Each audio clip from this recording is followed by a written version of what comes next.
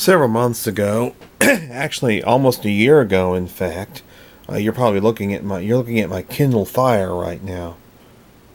Kindle Fire HD. It's kind of a you can surf the web with it and everything, but this is not a review of the Kindle Fire HD. This is something I wanted to, it's a little editorial I wanted to come out with. Several months ago, I made a video which criticized the show Finding Bigfoot. It was constructive criticism. I wasn't trying to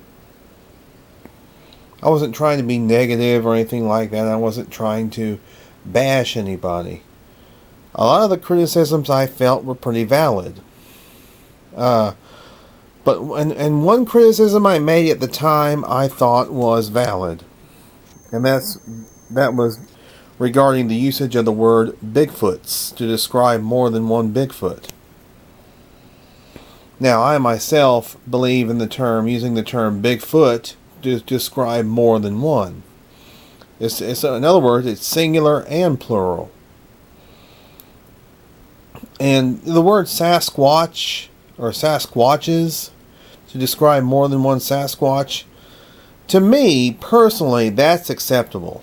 That, to me, is acceptable. I know some say, well, the term Sasquatch should be singular, should apply to singular and plural. And the people who say that, they have a good argument for that. But I like the term Sasquatches to describe more than one Sasquatch. Well, anyway, my criticism of the word Bigfoots is that it sounded childish and it wasn't proper grammar. Well, I found a blog post by Cliff Barackman on his NorthAmericanBigfoot.com website, which he wrote it on January 1st, 2010, New Year's Day, almost 3 years ago. And I read through this blog post, and actually, he didn't write it on the 1st, I'm sorry. It says Sunday, January 31st, 2010, but nearly 3 years ago. So anyway, I'm going to read this editorial to you, and I've actually changed my mind about the BFRO team, or the team on Finding Bigfoot, and the BFRO themselves using the term Bigfoots to describe more than one Bigfoot. Title of the post is Bigfoot Grammar. As you probably know, I'll get it out in a second. As you probably know, I'm a professional educator. Part of that job is to make sure that my flock of students is communicating effectively and correctly in English. While I don't hold advanced degrees in grammar, I do consider myself somewhat of a word nerd and enjoy understanding and playing with our fascinating English language.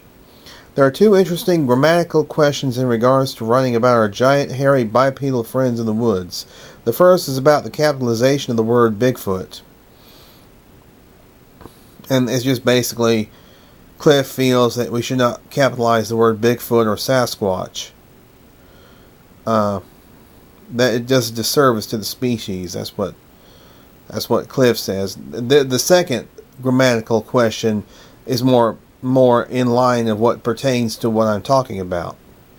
The second grammatical question is in regards to my hobby, has to do with the plural form of Bigfoot and Sasquatch. I have chosen to purposefully use Bigfoots and Sasquatches as the plural forms in my writing. Big feet implies a plural of the foot, not the creature, and frankly it sounds a bit silly.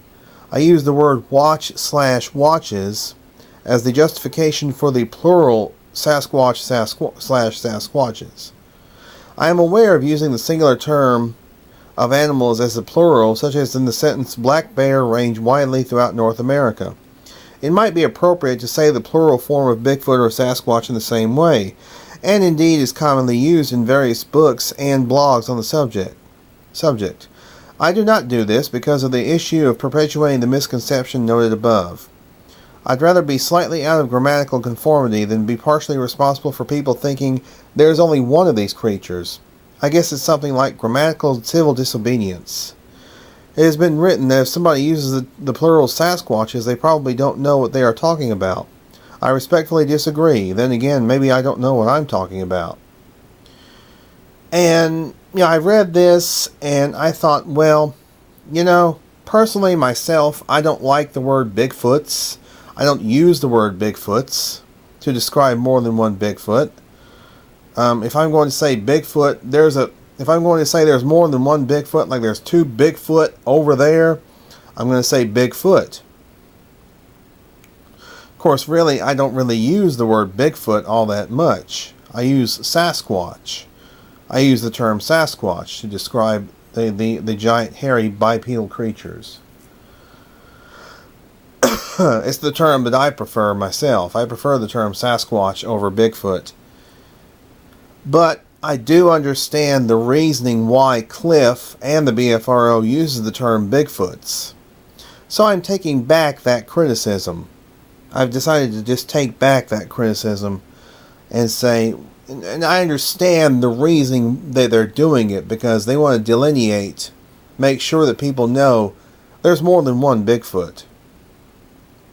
And we are trying to present that to everybody.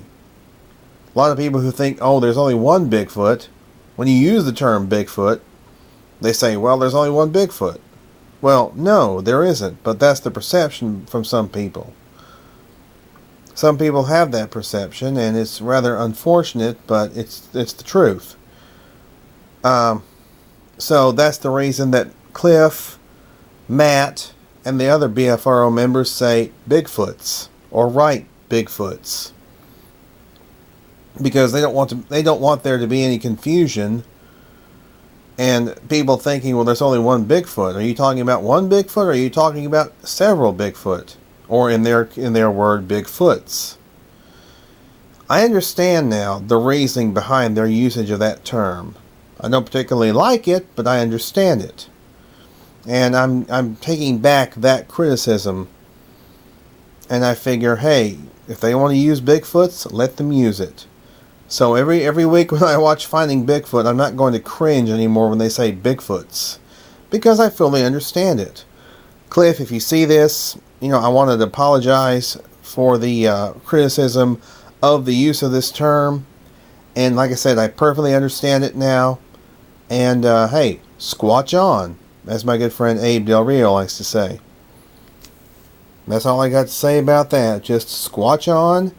Use the term Bigfoots if you want to. It's not going to bother me anymore. I'm not going to cringe every time I hear it. So, y'all have a good day. Take care.